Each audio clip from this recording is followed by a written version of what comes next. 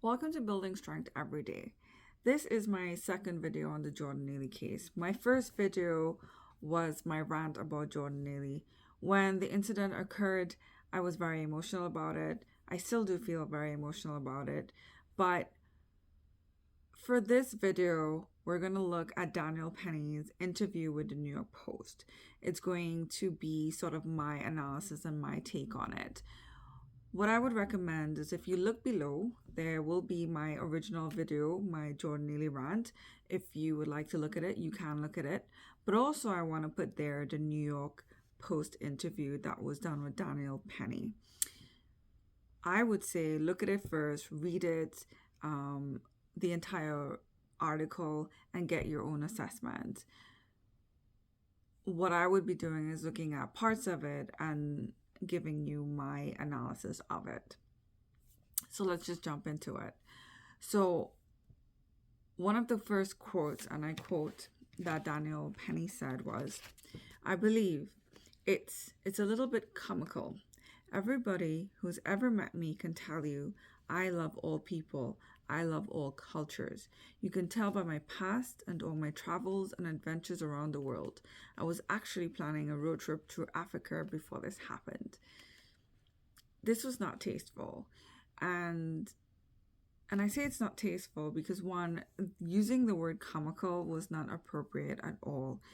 I understand that he used it in a very lackadaisical way because almost like it's crazy that this is happening to him, but that choice of word did not help him at all. This is not a comical situation, especially when a life was lost.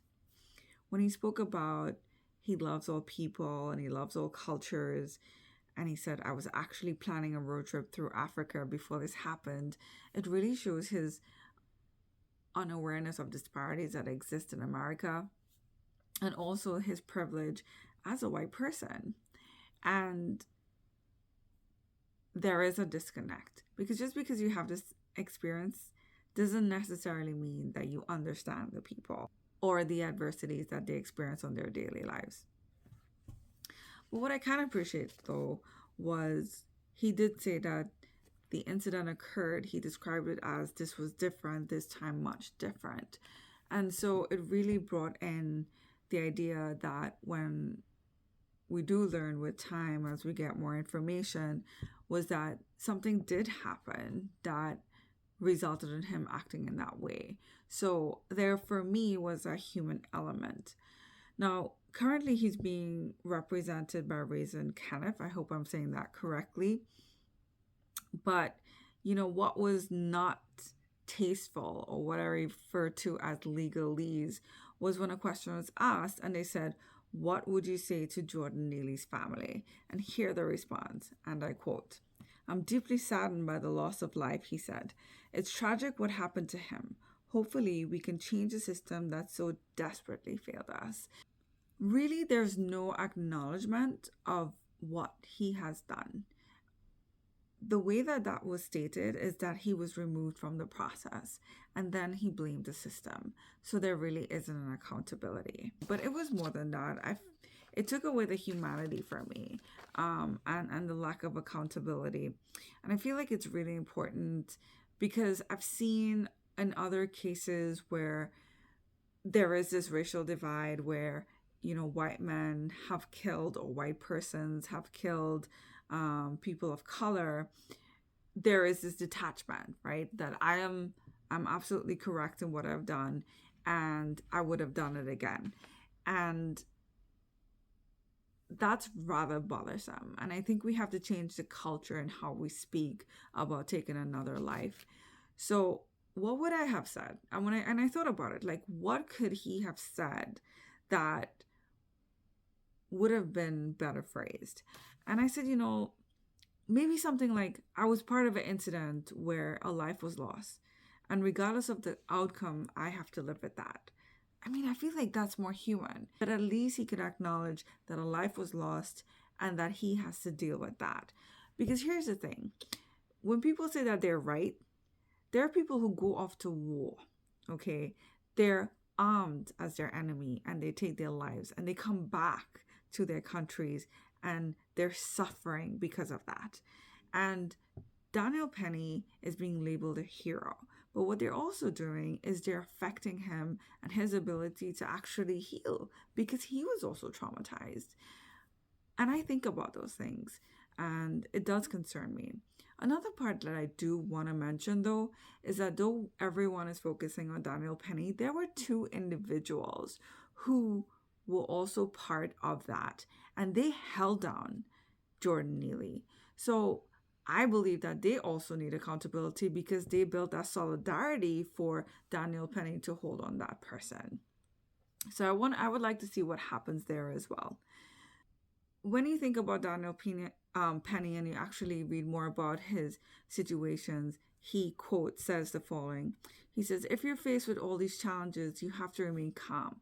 What's the point of worrying about something? Worrying is not going to make your problems disappear." That in and of itself is also of a position of privilege and power.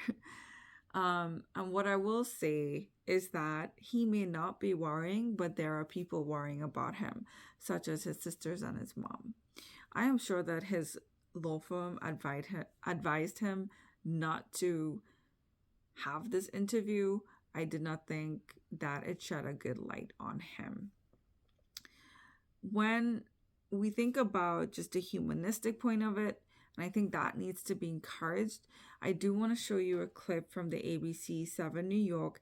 The entire link is below, but I want you to see what I mean by thinking about people, even though it is not necessarily in your favor to think about another person in a goodwill sort of situation.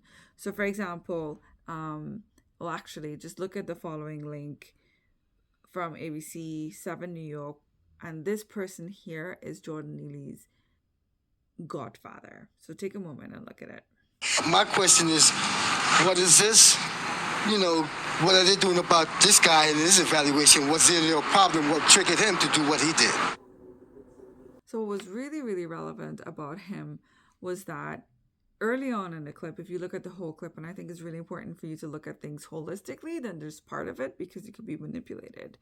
But what I will say is that he did say what happened was wrong. And to the end of the clip, he considered that Daniel Penny might also be someone who might be struggling or might be going through something. And that's why he reacted the way that he is. So Jordan Neely's godfather thought not only of his godson, regardless of his role in Jordan Neely's life, but he also thought about the perpetrator and the victimization of him, because we don't know what happened in Daniel Penny's life. We don't know anything about him, and he could have been deeply affected. And that's what I'm talking about in terms of like just a humanistic approach. So when people say that he is a hero, I think it's really such a disservice to him and his healing process as well.